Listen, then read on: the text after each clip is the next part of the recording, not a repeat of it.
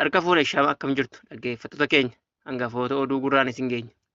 Wallagga Bahaa giddaa ayyaanaa fi eebantoota humnoonni finxaaliyyii faannoo fi waraanni bilchiginnaa akkasumas hooggantoonni sadarkaan jiran hariiroo jabaa akka qaban kan gurraan isin geenyu yoo ta'u, addi bilisummaa Oromoo ABO'n walgahii guyyoota lamaaf ture irratti dhimmoota yeroo irratti mari'achuu Niiwoorkitti wal dorgommiin Olompikii gaggeeffamuu fi Federeeshiniin Gaazexeessitoota idil addunyaa sarbama mirga gaazexeessotaaf Doochee Veellee balaaleffachuu kan gurraan isin geenyu ta'a. Obsaan hanga dhumaatti nu hordofaa jecha kanneen chaanala hundee miidiyaa kanaaf haaraa taatan sabiskiraayib gochuun nu waliin turaa jechaa odeeffannoon keenya kunooti. Godina Wallagga Bahaa aanaa giddaa ayyaanaatti humnoonni mootummaa federaalaa namoota dhuunfaa haleellaa hidhattoonni finxaalii fi faannoo qolachuuf meeshaa bitatan irraa hiikaa jiraachuu jiraattonni himan. Jiraattonni yaada isaanii kennan warri mootummaa federaalaa dawoo godhatee faannoo tumsu akkuma kana dura godhaa ture ammas qe'ee isaatti of tiksuuf yaalaa jiru irraa meeshaa hiikaa jiru jedhan. Qabata ABO deeggartu jedhuun uummata qaama siyaasaa kamuu waliin hidhata wayiituu hin qabne fi akeeka qe'ee isaarraa deddeebiin hidhattoota finxaaliyyii faannootiin haleelamaa jiru tifkachuuf qabu irraa meeshaa hiikuun haleellaaf saaxilaa jiraachuu dubbatan. Garuu hidhattoonni finxaaliyyii faannoo fi deeggartoonni isaanii ifatti meeshaa waraanaa hidhatanii socho'an irraa meeshaa wayiituu hin hiikne jechuun jiraattonni komatu. Mootummaan Oromiyaa bakkoota haleellaan hidhattoota finxaaliyyii faannoo fi deeggartoonni isaanii itti heddummaatutti humna guddaa bobbaasuun nageenya uummataa tiksu, uummanni qe'ee isaa akka tiksu ijaaruu fi hidhachiisuun humneessuu akka qabu kan eeran jiraattonni hidhattoota finxaaliyyii faannoo sadarkaa isaan nageenya uummataaf sodaa hin taane irraan ga'uu akka qabu dubbataniiru. Hidhattoota finxaaliyyii kana adamsuun tarkaanfii irratti fudhachuu isaanii fi warra isaan deeggaran irraa meeshaa waraanaa hiikuu warra irra deddeebiin haleellaa raawwatee fi raawwachiise ammoo uummata irraan dhumaatii geesse seeratti dhiyeessuu akka qabus gaafataniiru. Yoo akka kanaan hojjetame nageenyi waaraan kan mirkanaa'u jedhan jiraattonni. Kan faannoo ofirraa loluuf hidhate uummata keessa aanaa giddaa ayyaanaa ganda dirree xiqqaa jedhamu keessatti abbaa ijoollee 6 Magarsaa Adoyee nama jedhamu ganama har'aa bakka loon tiksaa jirutti meeshaa shanee baatta jechuudhaan ajjeesanii darban. Kana malees nama maqaa isaa ammaaf adda hin baafamne tokko ganduma kana keessatti ajjeesaniiru. Dabalataan immoo aanaa eebantuu keessatti maqaa shanee deeggartuutiin ijoollee hedduu mana maatii isaaniitii qabatanii deemaa jiru. Baadiyyaa aanolee lamaan kana keessa qeerroon qabame harka waraana raayyaa ittisa biyyaa jiru maqaan isaanii Baggidoo Asaffaa Goshuu jedhamu ijoollee hedduu isaa waliin qaban hedduudha. Neetwoorkiin aanaalee kanarraa yeroo hunda waan hin hojjenneef taateen isaan hawaasa irratti dalaganis saaxiluuf jiraattonni komatu. Aanaalee akka eebantuu fi giddaa ayyaanaa keessatti haalli deemaa jiru ulfaataa fi yeroon akka furmaata akka argatuuf qaamni nu dhaga'ee furmaata itti nu godhu iyyannus deebii homaa hin argannee jedhu jiraattonni. Finxaaliyyiin faannoo hidhata warra aanaa haga godinaalee fi Oromiyaa waliin wal hubannoo fi yaada wal jijjiirran kan taasisan yoo ta'u rakkoo uummata kanaa ija dalgaatiin ilaaluu malee furmaata kan itti godhan mitii jedhu jiraattonni.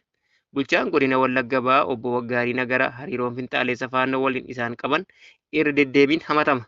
Haa ta'u malee yeroo weerarri finxaaleessa faannoo qe'ee isaaniitti hawaasa nagaa rashanu qabeenya isaa saamuu fi imaltoota daandii irraa butee maallaqa guddaa gaafatu gama mootummaatiin dirmannaan hin jiruu jedhu jiraattonni. Taateen waggaa 2 dura raashina siinoo guutuu fe'atanii fudhatanii otoo gara hangar guutee Tulluu Gaanaa, Andoodee, Diichoo fi kan kana fakkaatan deemaa osoo jiranii kellaa naqamtee gara giddaa ukkee hangar guutee geessu irratti poolisiin qabnaan kan gadhiisise hangar guuteetti hin dabarsinu jennaan Waggaarii fi Konoleela Lammeessaa namni jedhamu hoogganaa waajjira bulchiinsaa fi nageenyaa godina Wallagga Bahaa waliin warreen sakatta'insa daandii taasisaniin humna nageenyaa isaanii achi hin dabarsinu yeroo jedhanitti bilbilanii doorsisanii dabarsaa turan. Waan ajajamte qofa hojjedhu jedhaniis bifa akka waan ajaja malee dhaabbatutti hojjetaa isaanii doorsisaa turaniiru. Odeeffannoo keenya kan birootiin addi bilisummaa Oromoo ABO'n marii guyyoota 2 onkoloolessa 25 2025 fi sadaasa 1 2025 waajjira muummee adda bilisummaa Oromoo Gullalleetti taasifame dhimmoota adda addaa irratti mari'ateera. haala dhaabni keenya ABO'n keessa ture keessa jiruu fi egeree isaa haala Itoophiyaan keessa jirtu kana naannawaa gaanfa Afrikaa fi idil addunyaa keessa jirtu keenyaan wal qabsiisuun marii guyyoota lama godhame kanaan xumura isaa irratti ibsa ejjennoo qabxii 5 qabu irratti mari'achuu beeksise. Qabxiilee waliigaltichaa tokko tokkoon haa ilaallu. Tokkoffaa waa'ee nagaa Oromoo fi Oromiyaa, lammaffaa daangaa Oromiyaa fi Oromiyaa, sadaffaa dirree siyaasaa dhiphachuu, arfaffaa tokkummaa hawaasa keenyaa itichuu fi inni shanaffaa fi inni dhumaan ammoo galma dhaabichaa akeekuu yoo ta'u ibsichi tokko tokkoon haa ilaallu. Inni tokkoffaan Oromoon nagaa argachuu qaba. Yakka Oromoo irratti waggoota dhiyoo dhaqqabaa turee fi jiru nuti miseensonni ABO ni balaaleffanna. Mootummaan baraan uummata Oromoo jiru fi jireenya dhowwuun hiriirsuu aadaa godhate maqaa adda addaa itti moggaasuun karaa kaabaan finxaalessa faannoo ofiin jedhu karaa ba'aan ammoo humna addaa Sumaalee uummata keenya ajjeesuu fi buqqisuu akkasumas caasaan mootummaa maqaa adda addaa moggaafatee uummata dararaa jiru irra dhaabbachuu qaba. Oromoon akkuma saba biyya lafaa irra jiraatu kamittuu mirgoota namoomaa fi dimokiraasii qabaachuu qabaa jedha. Ajjechaan guutummaa Oromiyaa keessatti waggoota 7 darban kana keessa uummata Oromoo irratti raawwatamee fi ammas itti jiramu immoo kan jaala keenya jaalbattee urgeessaa dabalatee qaamni walabaa qorannoo geggeessuun nagaan waaraa fi tasgabbiin saba keenyaa argamu qabaa jedha. Ibsi kun inni lammaffaan daangaan Oromiyaa kabajamuu qaba. Lafti Oromoon barootaaf irra jiraataa ture qe'ee Oromooti. Qe'een Oromoo jiruu fi jireenya isaa irratti geggeeffachuun keessa jiraataa turee fi jiru daangaan Oromiyaa sarbamuun dhaabbachuu qaba. Inni sadaffaan dirreen siyaasaa cufamee sochiin dhaaba keenyaa adda bilisummaa Oromoo ABO'n danqameera. Danqamuun dhaaba keenyaa umurii garbummaa uummata keenya irratti dheeressuun dhaabni keenya akka inni uummata isaa waliin wal hin argine taasifameera. Dhaabni keenya dirree bilisaa irra socho'ee uummata keenya waliin akka mari'atuu fi sagantaa siyaasaa isaa ifatti barsiifatuuf waajjiraaleen dhaabaa bakka hundayyuu banamuu qaba. Hooggansi bilisa ta'e uummata isaa jidduu deddeebi'ee sagantaa siyaasaa fi akeeka qabsoo dhaaba isaa barsiisuu fi waltajjii gaggeessuu akka danda'u akkasumas miidiyaalee fi dhaaboleen siivilii walabaan sochii gochuu qabu. Addatti hidhaan caasaa dhaaba miseensotaa fi deeggartoota keenya irraa dhaabbachuun dirreen siyaasaa banamuu akka qabu waamicha dabarsaniiru.